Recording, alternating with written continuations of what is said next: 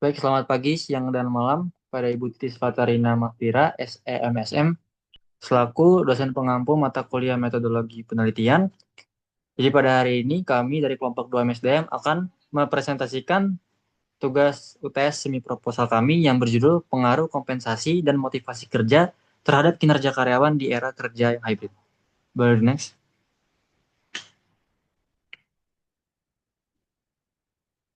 Sebelum itu, izinkan kami memperkenalkan anggota kelompok kami. Yang pertama ada Gita Ramadhani dengan NIM 17056230010. Lalu ada Deviani Cahya Safitri dengan NIM 17056230047. Lalu ada saya sendiri, David Pangyutan, dengan NIM 17056231112.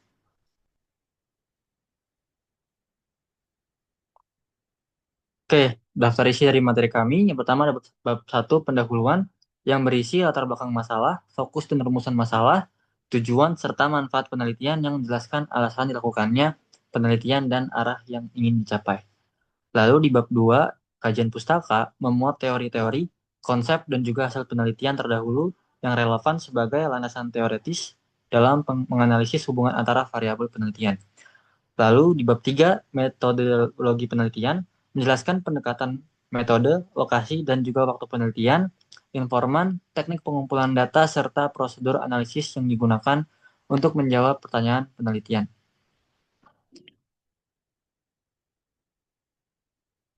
Oke, selanjutnya adalah bab 1 pendahuluan. Gue langsung next.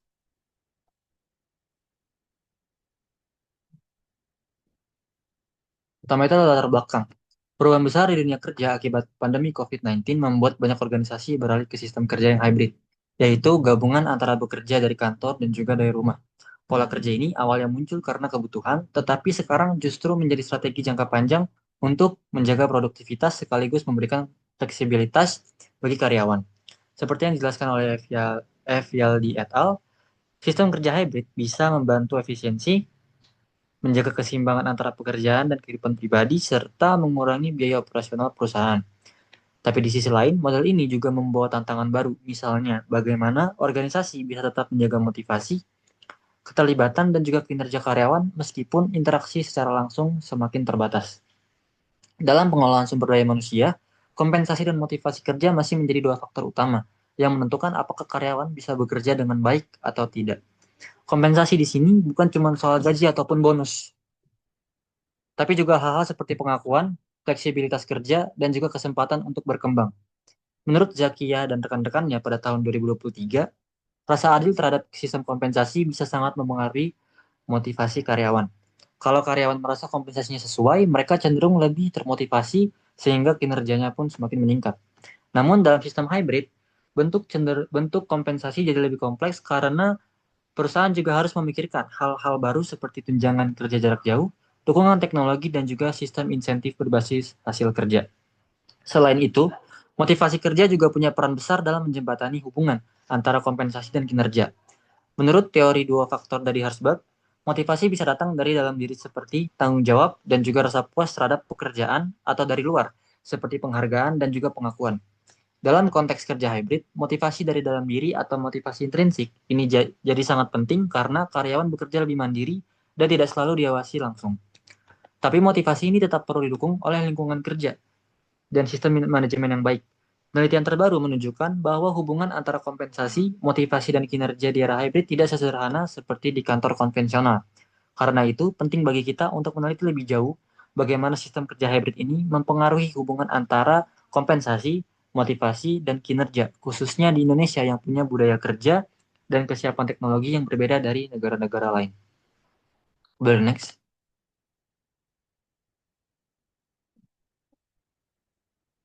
Selanjutnya adalah fokus penelitian. Fokus utama penelitian ini adalah menganalisis pengaruh kompensasi dan motivasi kerja terhadap kinerja karyawan dalam konteks model kerja yang hybrid. Maka dari itu, penelitian ini akan mengkaji secara kritis tiga komponen utama. Yang pertama adalah kompensasi dalam lingkungan hybrid. Penelitian ini berfokus pada bagaimana kompensasi finansial, yakni gaji, bonus, insentif berbasis kinerja, dan juga kompensasi non-finansial, yaitu pengakuan, pelatihan, dan fleksibilitas kerja mempengaruhi persepsi keadilan dan kinerja karyawan yang bekerja secara hybrid di mana penekanan diberikan pada persepsi subjektif karyawan terhadap keadilan kompensasi, sebagaimana dijelaskan dalam Equity Theory Adams, di mana ketidakseimbangan antara kontribusi dan imbalan dapat menurunkan motivasi dan kinerja karyawan. Yang kedua adalah motivasi kerja sebagai faktor penggerak kinerja. Penelitian ini juga menyoroti bagaimana motivasi intrinsik, yakni seperti kepuasan pribadi, rasa tanggung jawab dan juga makna kerja, serta motivasi ekstrinsik, yaitu seperti penghargaan, pengawasan, dan insentif, memengaruhi performa individu dalam sistem hybrid.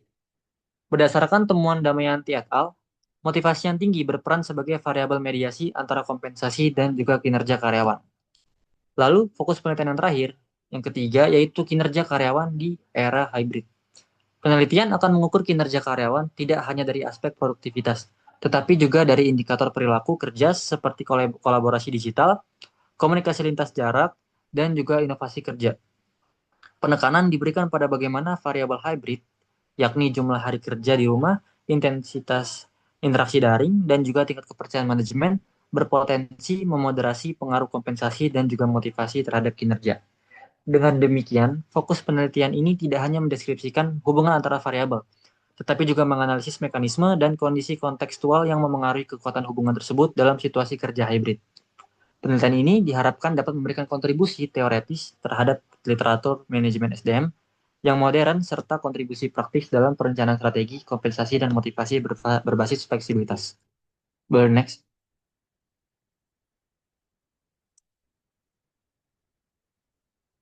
Selanjutnya adalah pertanyaan dari penelitian ini. Yang pertama adalah bagaimana pengaruh kompensasi finansial dan non-finansial terhadap kinerja karyawan dalam sistem kerja hybrid. Pertanyaan ini dibuat untuk menguji apakah struktur kompensasi tradisional masih relevan dalam konteks kerja fleksibel, serta sejauh mana persepsi keadilan kompensasi mempengaruhi produktivitas dan juga loyalitas karyawan. Lalu yang kedua, bagaimana motivasi kerja intrinsik dan ekstrinsik memengaruhi kinerja karyawan di lingkungan kerja hybrid. Tujuan pertanyaan ini ialah menilai bagaimana perubahan gaya kerja mempengaruhi faktor pendorong motivasi, mengingat kontrol langsung berkurang, dan juga karyawan membutuhkan dorongan internal untuk tetap berprestasi. Lalu yang ketiga, apakah motivasi kerja memediasi hubungan antara kompensasi dan kinerja karyawan pada model kerja yang hybrid? Pertanyaan ini diajukan untuk mengidentifikasi apakah pengaruh kompensasi terhadap kinerja terjadi secara langsung atau melalui peningkatan motivasi kerja sesuai dengan teori motivasi Herzberg dan temuan empiris sebelumnya. Lalu yang keempat, apakah sistem kerja hybrid seperti fleksibilitas waktu, proporsi kerja jarak jauh, dan juga dukungan teknologi memoderasi hubungan antara kompensasi, motivasi, dan juga kinerja karyawan? Pertanyaan ini penting untuk menilai sejauh mana fleksibilitas, otonomi, dan juga teknologi kerja hybrid memperkuat atau melemahkan hubungan antara variabel utama penelitian, serta untuk mengisi kesenjangan riset yang belum banyak dikaji. Lalu yang terakhir, itu faktor organisasi apa saja yang dapat memperkuat atau memperlemah efektivitas kompensasi dan motivasi dalam meningkatkan kinerja di era hybrid. Pertanyaan terakhir ini bertujuan menggali faktor kontekstual seperti budaya organisasi, kepemimpinan digital, dan juga dukungan teknologi yang dapat memperjelas kondisi optimal bagi penerapan sistem kompensasi dan juga motivasi yang efektif di era kerja hybrid. Boleh next.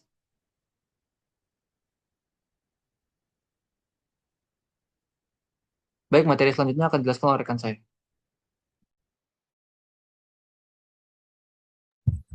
Oke, selanjutnya kita masuk ke tujuan penelitian dari proposal kita atau proposal kami. Nah, di mana penelitian dari proposal kami ini memiliki 5 tujuan.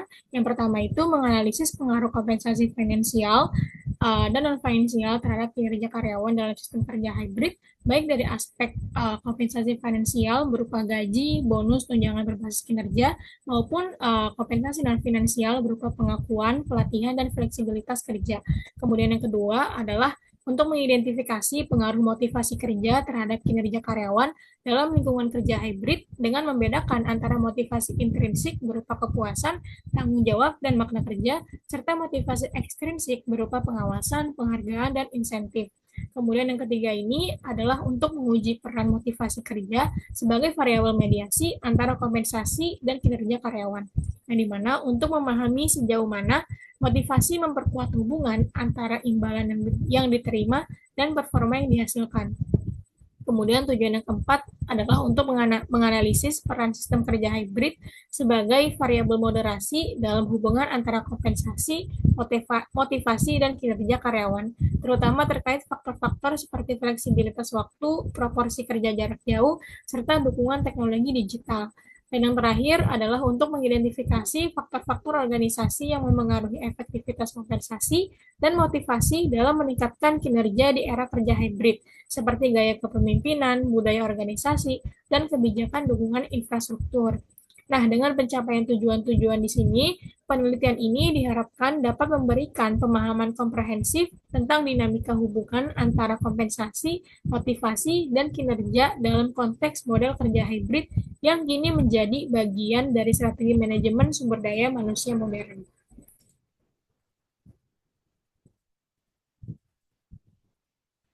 Oke, selanjutnya kita masuk ke manfaat daripada penelitian.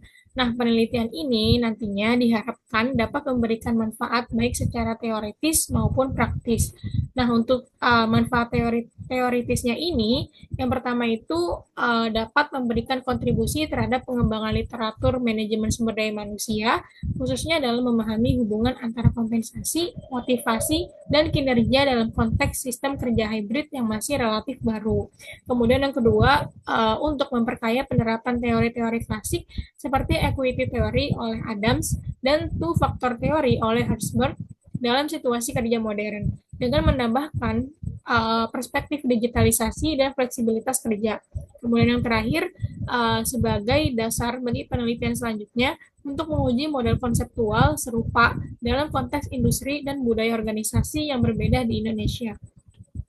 Nah, untuk manfaat praktisnya sendiri, di sini ada 4. Yang pertama itu sebagai bahan pertimbangan bagi manajemen dan praktisi HR dalam merancang sistem kompensasi dan strategi motivasi yang sesuai dengan karakteristik kerja hybrid agar dapat menjaga produktivitas dan keterikatan karyawan. Kemudian, untuk memberikan wawasan bagi pimpinan organisasi dalam menentukan kebijakan yang mendukung keseimbangan antara fleksibilitas kerja dan pencapaian kinerja optimal.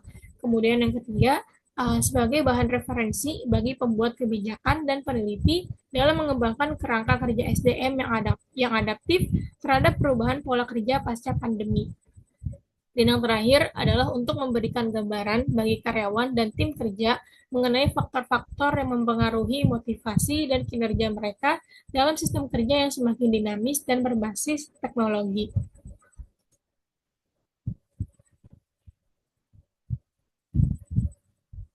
Oke, untuk selanjutnya akan dilanjutkan oleh rekan saya. Baik, terima kasih untuk kita. Selanjutnya kita akan masuk ke materi bab 2 yaitu ada kajian pustaka. Boleh di next.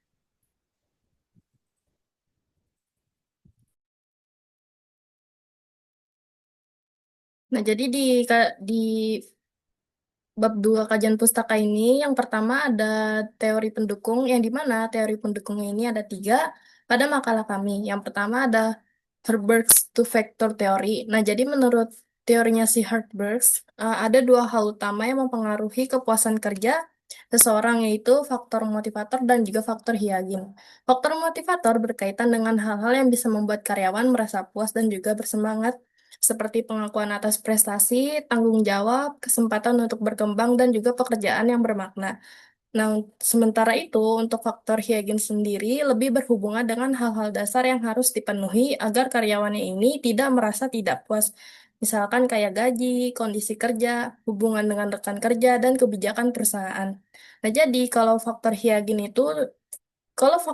tidak terpenuhi, karyawan bisa merasa tidak nyaman, tetapi kalau hanya faktor ini yang dipenuhi, belum tentu mereka menjadi termotivasi. Nah, karena itu, organisasi perlu menyeimbangkan antara kedua faktor tersebut. Faktor Hygiene perlu dipenuhi agar tidak menimbulkan ketidakpuasan, sementara faktor motivator harus ditingkatkan untuk menumbuhkan semangat dan juga loyalitas si karyawan. Misalkan kayak memberikan gaji yang layak dan lingkungan kerja yang aman, memang bisa mencegah keluhan. Tetapi untuk membuat karyawan benar-benar termotivasi, perusahaan juga perlu memberikan penghargaan atas prestasi, melibatkan mereka dalam pengambilan keputusan, serta menyediakan peluang pengembangan karir. Jika kedua faktor ini berjalan seimbang, maka karyawan akan merasa dihargai, memiliki makna dalam pekerjaannya dan berkomitmen pada tujuan organisasi. Lalu yang kedua ada self-determination theory. Self-determination theory atau SDT adalah teori yang menjelaskan bagaimana motivasi manusia terbentuk dan berkembang, serta bagaimana hal itu berpengaruh terhadap kepribadian dan kesejahteraan si individu.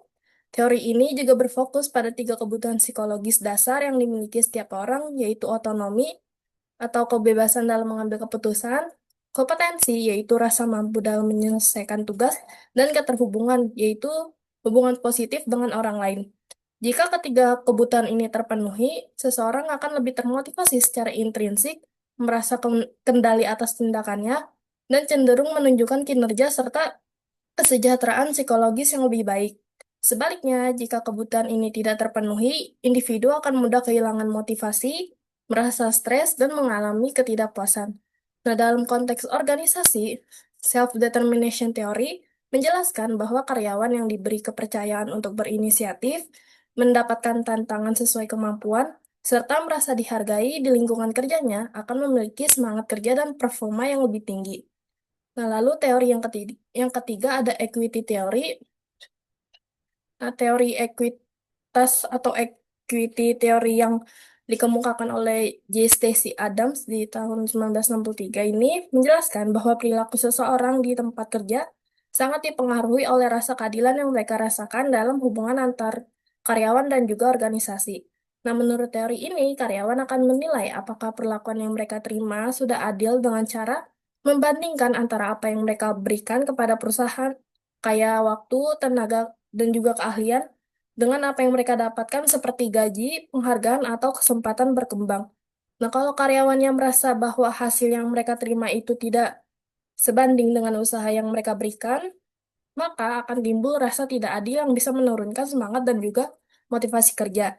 Nah, dalam hal kompensasi non-finansial, persepsi terhadap keadilan menjadi semakin penting karena penghargaan seperti pengakuan, fleksibilitas waktu, atau hubungan kerja yang positif sangat bergantung pada bagaimana karyawan memandang perlakuan organisasi terhadap mereka. Boleh di next?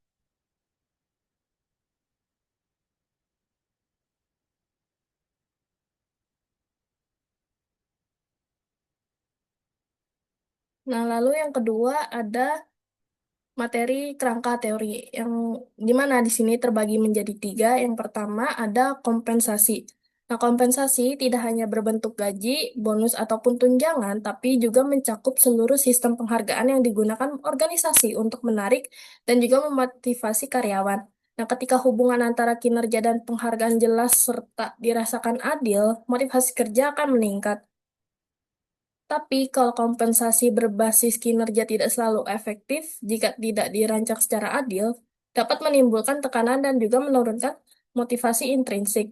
Nah, oleh sebab itu, teori kompensasi modern menekankan pentingnya persepsi keadilan dan juga makna dari penghargaan yang diterima oleh karyawan. Nah, selain itu, menurut self-determination teori yang sudah dijelaskan sebelumnya, motivasi akan lebih kuat jika kebutuhan psikologis dasar seperti otonomi, kompetensi, dan keterhubungan sosial itu terpenuhi. Nah, kompensasi yang tidak hanya fokus pada uang, tapi juga mencakup pengakuan, kesempatan berkembang, dan dukungan dari atasan, mampu menumbuhkan motivasi yang lebih dalam dan juga berkelanjutan. Lalu yang kedua, ada motivasi kerja. Motivasi kerja merupakan faktor penting yang mempengaruhi perilaku dan kinerja seseorang di dalam organisasi. Nah, menurut Hasibuan sendiri, motivasi adalah dorongan dari dalam diri seseorang untuk bekerja dengan semangat demi mencapai tujuan tertentu. Karyawan akan lebih termotivasi ketika kebutuhan pribadinya terpenuhi melalui kompensasi yang adil, lingkungan kerja yang baik, serta kesempatan untuk berkembang. Namun, berdasarkan teori Maslow dan Herzberg, motivasi tumbuh dari pemenuhan kebutuhan dasar seperti rasa aman dan juga penghargaan, hingga kebutuhan yang lebih tinggi seperti pengakuan dan juga tanggung jawab. Nah, selain itu, kalau menurut self-determination theory, itu menjelaskan kalau motivasi yang kuat akan muncul jika karyawan merasa memiliki kebebasan, kemampuan, dan hubungan yang baik dengan rekan kerja maupun atasan. Lalu yang ketiga ada employer performance. Kinerja karyawan adalah hasil dari usaha dan kontribusi seseorang dalam menjalankan tugas sesuai tanggung jawabnya. Nah, menurut Aguinis, Kinerja tidak hanya dilihat dari hasil akhir, tapi juga dari proses bagaimana pekerjaan itu diselesaikan.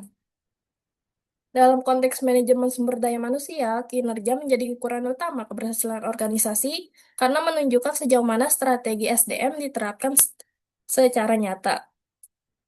Lalu motivasi intrinsik sendiri berperan penting dalam menjaga kinerja yang konsisten, sementara kompensasi yang adil dapat memperkuat motivasi tersebut. Dengan kata lain, kinerja karyawan merupakan hasil sinergi antara faktor individu seperti motivasi dan kedisiplinan, serta faktor organisasi seperti sistem kompensasi dan lingkungan kerja. Boleh di next?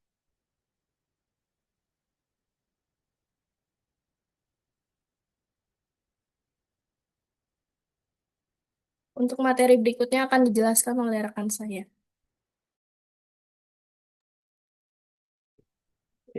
Baik, terima kasih Devli. Selanjutnya adalah pengembangan hipotesis. Yang pertama yaitu pengaruh kompensasi terhadap motivasi kerja.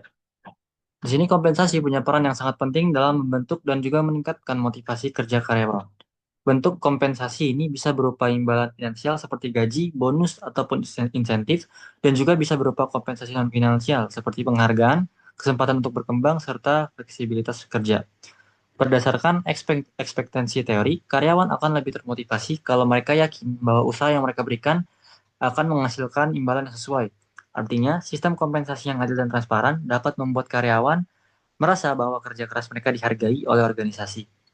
Namun, beberapa penelitian terbaru menunjukkan bahwa kompensasi tidak selalu berdampak positif secara otomatis. Seperti dijelaskan oleh Chen dan rekan-rekannya, pada tahun 2023, sistem pay for performance memang bisa meningkatkan motivasi dan kinerja. Tetapi kalau sistem itu tidak dirancang dengan baik, misalnya tidak transparan atau malah menimbulkan tekanan kerja, maka justru bisa menurunkan motivasi intrinsik karyawan. Jadi, desain dan persepsi terhadap keadilan kompensasi menjadi hal yang sangat penting untuk memastikan penghargaan finansial benar-benar memotivasi karyawan. Selain itu, penghargaan non-finansial juga punya pengaruh besar terhadap motivasi kerja yang lebih mendalam dan bertahan lama. Menurut penelitian Manzur et al., pada tahun 2021, bentuk penghargaan seperti apresiasi, kesempatan untuk belajar, dan juga mengembangkan diri, serta peran yang menantang dapat meningkatkan motivasi internal karyawan dan juga berdampak positif pada kinerja mereka. Oke, selanjutnya adalah pengaruh motivasi kerja terhadap employee performance. Motivasi kerja adalah dorongan psikologis yang membuat seseorang mau berusaha dan memberikan kinerja terbaik dalam pekerjaannya.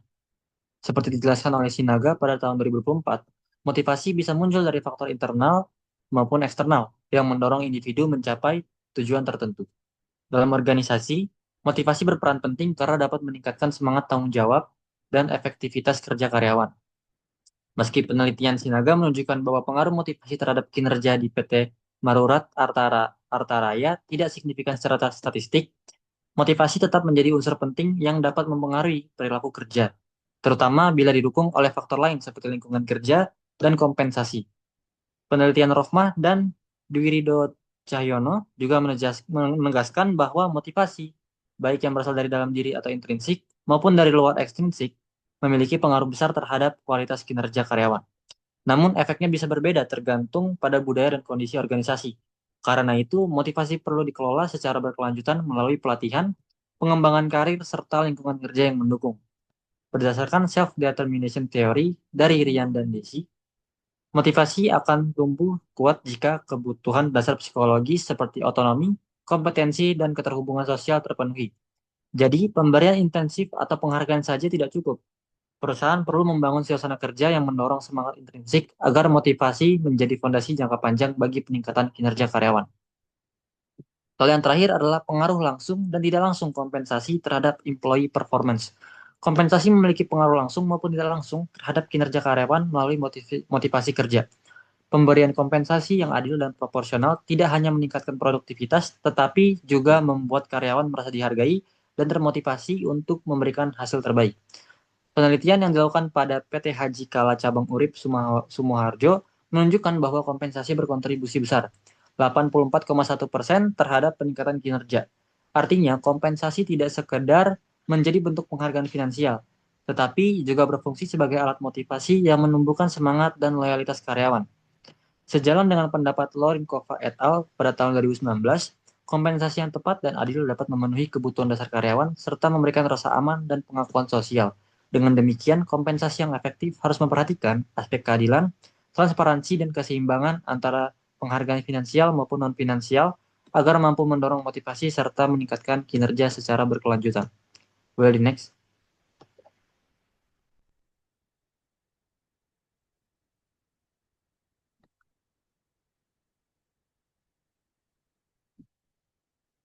Baik, selanjutnya akan dijelaskan oleh rekan saya. Oke, selanjutnya kita masuk ke bab 3 mengenai metode penelitian.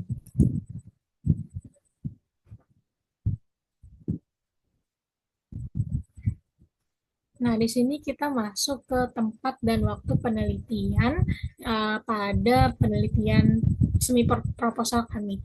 Nah, untuk penelitian ini dilaksanakan pada perusahaan yang menerapkan sistem kerja hybrid di wilayah Jakarta, di mana sebagian karyawan bekerja di kantor atau onsite dan sebagian lainnya bekerja secara jarak jauh atau remote. Nah, pemilihan lokasi ini dilakukan secara pervasif karena perusahaan dengan sistem kerja hybrid dianggap paling relevan dengan topik penelitian kali ini. Nah, untuk waktu pelaksanaannya ini, penelitian ini dijadwalkan selama 4 bulan, yaitu dari September hingga Desember 2025. Nah, untuk rincian tahapan penelitiannya ini dimulai dari bulan September berupa persiapan dan penyusunan instrumen berupa penyusunan kuesioner, uji validitas dan reliabilitas, dan perizinan penelitian. Nah, untuk bulan Oktober sendiri, yaitu untuk waktunya pengumpulan data, yaitu dengan berupa penyebaran kuesioner dan wawancara karyawan secara hybrid. Nah, untuk bulan November yaitu pengolahan dan analisis data berupa input ke SPSS, analisis regresi, dan uji hipotesis. Nah, untuk bulan Desember nanti yaitu penyusunan laporan akhir berupa hasil dan kesimpulan penelitian.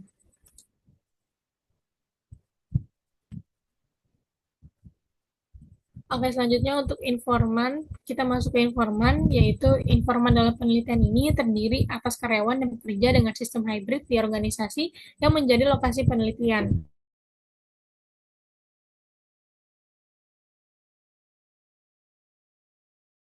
Nah,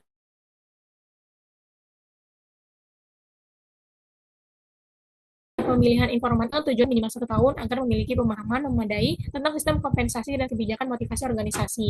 Kemudian yang kedua yaitu karyawan yang terlibat aktif dalam sistem kerja hybrid dengan pembagian waktu kerja antara kantor dan jarak jauh minimal 40-60%. Kemudian yang ketiga yaitu karyawan yang menerima kompensasi finansial dan non-finansial secara rutin sehingga dapat memberikan penilaian objektif mengenai keadilan dan efektivitas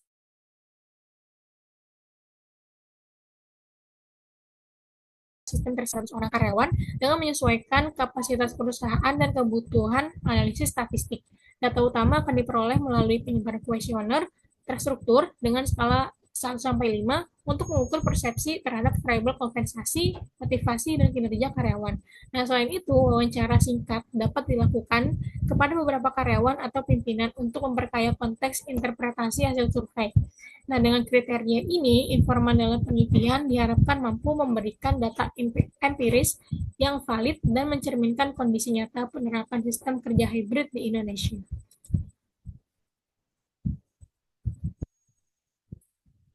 Untuk selanjutnya akan lanjutkan oleh Oke, baik. Terima kasih, Gita. Jadi di sini kita beralih ke materi berikutnya. Di sini ada teknik pengumpulan data. Jadi dalam penelitian kuantitatif yang mengkaji hubungan antara kompensasi, motivasi kerja, dan kinerja karyawan, data biasanya dikumpulkan melalui kuesioner terstruktur menggunakan skala Likert. Metode ini dinilai efektif karena mampu menjaring data dari banyak responden secara cepat dan mudah diolah secara statistik. Sebelum kuesioner digunakan, peneliti perlu melakukan Tapi kalau mama angkat tangan,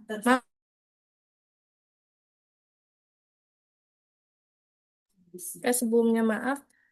Sebelum kuesioner, metode ini dinilai efektif karena mampu menjaring data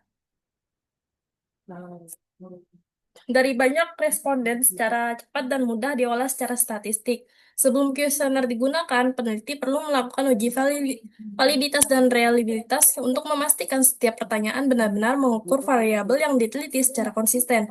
Selain itu, penelitian juga dapat menggunakan data sekunder seperti laporan kepegawaian untuk memperkuat hasil melalui proses triangulasi data. Dengan cara ini, hasil analisis menjadi lebih akurat, objektif, dan kredibel dalam menggambarkan kondisi karyawan di lapangan. Teknik pengumpulan data yang tepat akan sangat menentukan kualitas hasil penelitian. Oleh karena itu, pemilihan responden dan metode sampling perlu dirancang dengan cermat, misalnya dengan purposive sampling untuk memastikan partisipan memiliki pengalaman relevan.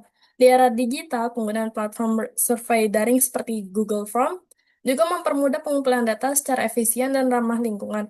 Namun, peneliti tetap harus menjaga keaslian dan kerahasiaan data responden agar penelitian memenuhi standar etika ilmiah.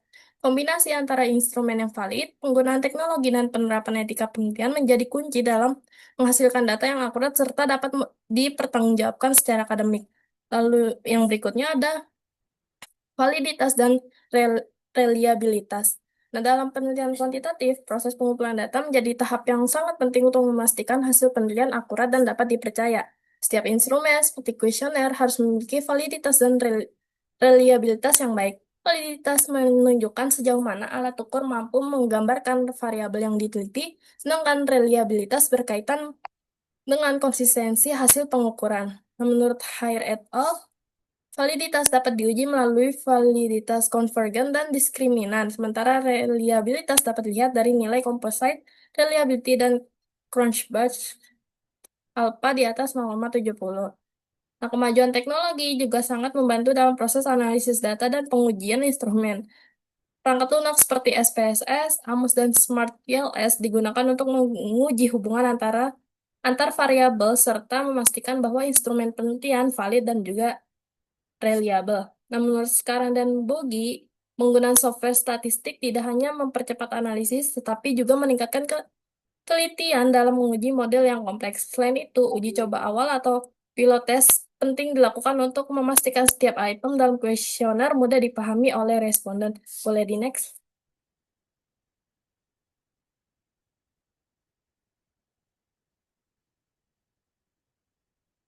Nah, lalu yang berikutnya ada teknik pengolahan data.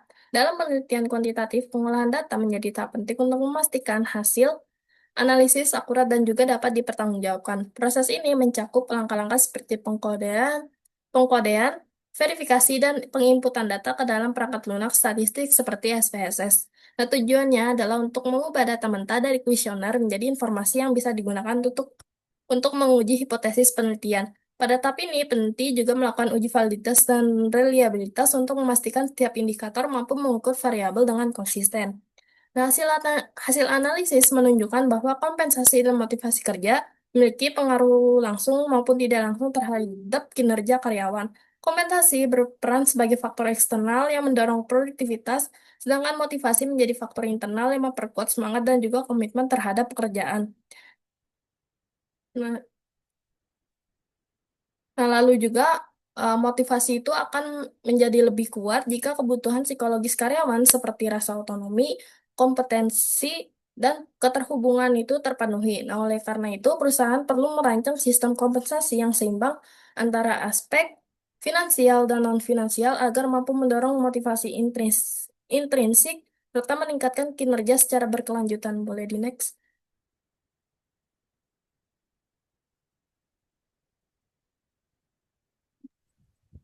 Oke, sekian presentasi pemaparan semi proposal dari kelompok 2 MSDM. Kami mengucapkan banyak terima kasih kepada teman-teman yang telah meluangkan waktunya untuk menonton video pemaparan semi proposal kami. Kurang lebihnya mohon dimaafkan. Wassalamualaikum warahmatullahi wabarakatuh.